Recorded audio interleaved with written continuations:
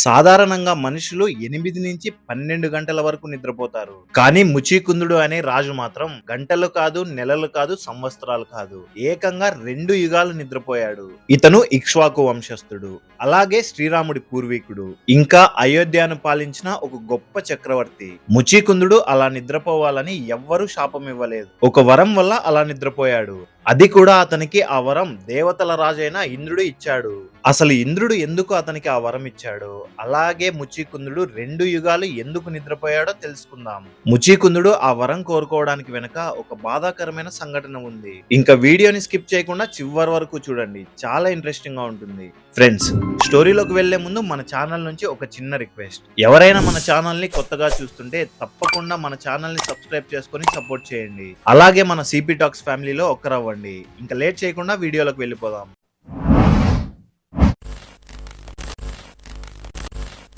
ముచీకుందుడు సామాన్యుడు కాదు. అయోధ్యను పాలించిన ఇక్ష్వాకు వంశానికి చెందిన ఒక గొప్ప చక్రవర్తి. సాక్షాత్తు ఆ శ్రీరామచంద్రుడి పూర్వీకుడు. మాంధాత అనే ఒక గొప్ప రాజుకి కుమారుడు. ఈ మాంధాతుడి జననం విచిత్రంగా ఉంటుంది. సాధారణంగా అందరం తల్లి గర్భంలో నుంచి వస్తాం, కానీ ఇతను మాత్రం తన తండ్రి గర్భం నుంచి పుట్టాడు. ఈ కథ వెనుక ఒక గొప్ప చరిత్రే ఉంది. మాంధాతుడి గురించి అలాగే అతని జన్మరహస్యం గురించి మన ఛానల్లో ఒక వీడియోని చేశాము. ఆ వీడియో లింక్ మన ఛానల్ డిస్క్రిప్షన్ లో అలాగే ఎండ్ కార్డ్స్ లో ఇచ్చాము.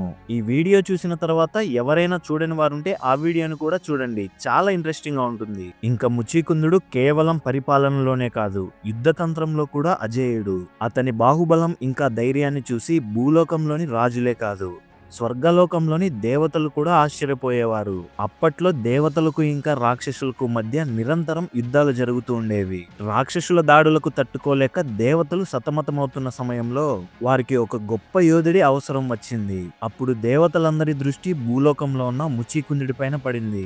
ఇంద్రుడే స్వయంగా ముచీకుందుడిని స్వర్గానికి రమ్మని ఆహ్వానించాడు. తన రాజ్యాన్ని ఇంకా ప్రజల్ని వదిలి దేవతల కోసం పోరాడడానికి ముచీకుందుడు సిద్ధమయ్యాడు. స్వర్గలోకంలో పరిస్థితి చాలా భయంకరంగా ఉంది. రాక్షసులందరూ దేవలోకాన్ని ఆక్రమించాలని చూస్తున్నారు. ఇంకా ముచీకుందుడు తన విల్లును పట్టి యుద్ధ భూమిలోకి దూకాడు. రోజులు కాదు, నెలలు కాదు, ఏకదాటిగా కొన్ని ఏళ్ల పాటు ముచీకుందుడు దేవతల వైపు ఉండి రాక్షసులతో పోరాడాడు. అతని పరాక్రమం ముందు రాక్షస సైన్యం నిలవలేకపోయింది. దేవతలందరికీ ఒక రక్షణ కవచం లాగా ముచీకుందుడు ఉన్నాడు. కానీ అతనికి యుద్ధం చేస్తున్నప్పుడు ఆకలి, నిద్ర అనేవి తెలియలేదు.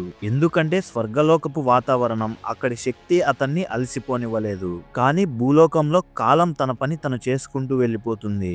చాలా కాలం తర్వాత దేవతలు తమకు శాశ్వత సేనాధిపతిగా ఆ పరమశివుడి కుమారుడైన కుమారస్వామిని నియమించుకున్నారు. కార్తికేయుడు బాధ్యతలు తీసుకున్నాక ఇంద్రుడు ముచీకుందుడి దగ్గరికి వచ్చాడు. ఓ రాజా, నువ్వు మా కోసం చేసిన సేవ చాలా గొప్పది. నీ వల్ల మేము ఈ రోజు సురక్షితంగా ఉన్నాము. ఇప్పుడు కార్తికేయుడు వచ్చాడు కాబట్టి నువ్వు నీ భూలోకానికి వెళ్లి ప్రశాంతంగా విశ్రాంతి తీసుకోవచ్చు అని చెప్పాడు.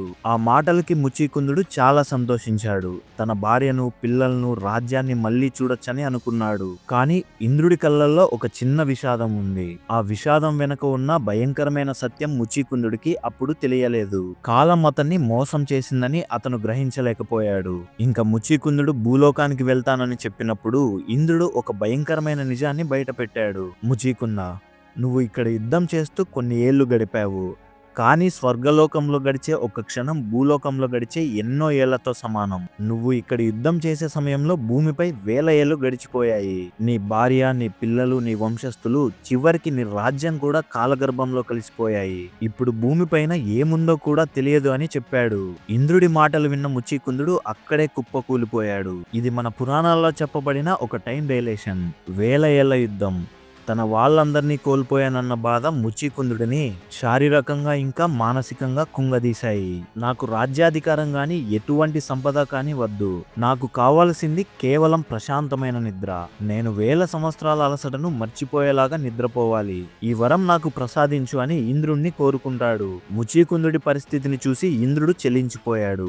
అతను కోరుకున్నట్టుగానే ఆ వరాన్ని ఇంద్రుడు ప్రసాదించాడు. అలాగే నీ నిద్రకు ఎవ్వరూ భంగం కలిగించలేరు. ఒకవేళ ఎవరైనా ఎవరైనా నిన్ను బలవంతంగా నిద్రలేపితే నీ కళ్ళు తెరిచి చూడగానే వారు నీ కంటి నుంచి వచ్చే అగ్నికి భస్మమైపోతారు అని వరమిచ్చాడు.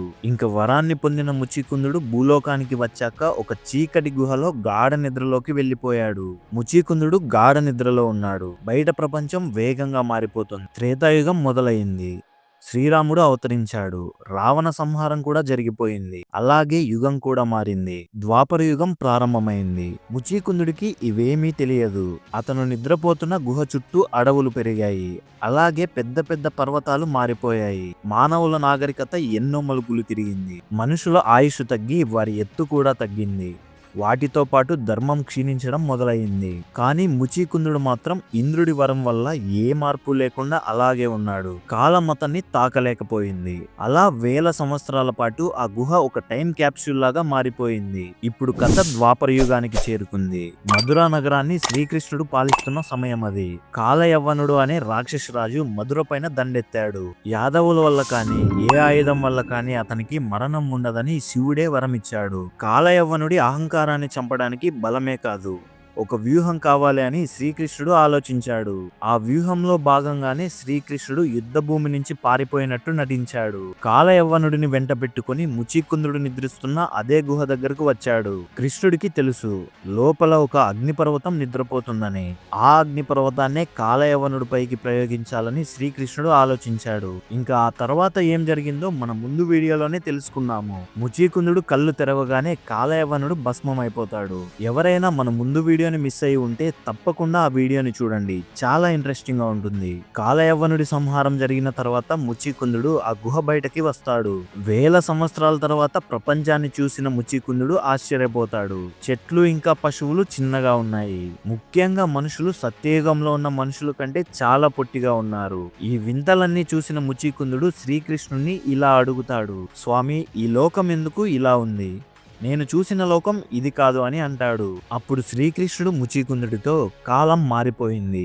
నువ్వు నిద్రపోయింది త్రేతాయుగంలో, లేచింది ద్వాపర యుగంలో. యుగం మారే కొద్దీ ధర్మం తగ్గుతుంది. దానితో పాటు ప్రకృతిలో శక్తి, మనుషుల పరిణామం కూడా తగ్గిపోతాయి. నువ్వు ఇప్పుడు ఒక భిన్నమైన ప్రపంచంలో ఉన్నావు అని చెబుతాడు.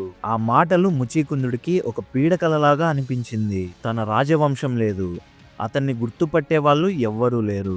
ఈ కొత్త ప్రపంచంలో తాను ఒక వింత జంతువులాగా మిగిలిపోయానని ముచికుందుడు బాధపడ్డాడు. శ్రీకృష్ణుడి పాదాల మీద పడి, ఈ మాయాలోకంలో నాకు చోటు లేదు, నన్ను నీలో ఐక్యం చేసుకొని నాకు మోక్షాన్ని ప్రసాదించు అని వేడుకున్నాడు. అప్పుడు శ్రీకృష్ణుడు ముచికుందుడికి జ్ఞానోదయం చేశాడు. నువ్వు ఎన్నో పురాణ కావ్యాలను చూశావు, కానీ ఇంకా కొంత కర్మ మిగిలిపోయి ఉంది. నువ్వు ఉత్తర దిశలో ఉన్న గంధమాదర పర్వతానికి వెళ్లి తపస్సు చేసుకో, అక్కడ నీకు చివరికి మోక్షం లభిస్తుందని చెప్పాడు. ఇంకా ముచికుందుడు శ్రీకృష్ణుడు చెప్పినట్టుగానే గంధమాదర పర్వతం వైపు వెళ్ళాడు. ఆ ప్రయాణంలో అతను చూసిన ప్రతీదీ అతనికి వింతగానే ఉంది. కానీ శ్రీకృష్ణుడి దర్శనం అతనికి ఒక కొత్త శక్తిని ఇచ్చింది. గంధమాదర పర్వతం దగ్గర అతను ఆ శ్రీమన్నారాయణ్ణి స్మరిస్తూ ఘోర తపస్సును చేశాడు. మిగిలిన జీవితాన్ని ముచికుందుడు అక్కడే భగవన్నామస్మరణ చేస్తూ గడిపేశాడు. ఒక రాజుగా ఇంకా ఎంతో గొప్ప యోధుడిగా ప్రారంభమైన అతని ప్రయాణం ఒక టైం ట్రావెల్ గా మారి చివరికి ఒక గొప్ప భక్తుడిలాగా ముగిసింది. ముచికుందుడి కథ మనకు నేర్పించేది కాలం ముందు ఎవ్వరూ విజేతలు కాదు. అతని కథ కేవలం ఒక కట్టుకథ కాదు, ఇందులో ఎంతో సైన్స్ దాగి ఉంది. స్వర్గలోకంలో కాలం ఎంతో నెమ్మదిగా గడుస్తుందని చెప్పడం టైం డైలేషన్ అనే కాన్సెప్ట్ కు అర్థం పడుతుంది. ఇంకా భూమికి దూరంగా ఉన్న వేరే గ్రహాల్లో లేక గ్రావిటేషనల్ ఫోర్స్ ఎక్కువ ఉన్న చోట కాలం భూమి కంటే మెల్లగా నడుస్తుంది. ఇది ఇప్పట్లో ఉన్న సైన్స్ చెబుతోంది. ఇంకా మనం ముచికుందుడి గురించి నేర్చుకోవాల్సింది, మనం ఎన్ని విజయాలు సాధించినా కాలం ఇంకా దైవం ముందు మనం నిమిత్త మాత్రులం మాత్రమే. ఫ్రెండ్స్, ఒకవేళ మీరు కూడా ముచికుందుడి లాగా నిద్రపోతే ఏ యుగంలో మేల్కోవాలనుకుంటున్నారో కామెంట్ చేయండి. ఫ్రెండ్స్, ఈ వీడియో నచ్చితే తప్పకుండా మీ ఫ్రెండ్స్ అండ్ ఫ్యామిలీ మెంబర్స్ కి షేర్ చేయండి. అలాగే మన ఛానల్ ని సబ్స్క్రైబ్ చేసుకుని సపోర్ట్ చేయడం మాత్రం మర్చిపోకండి.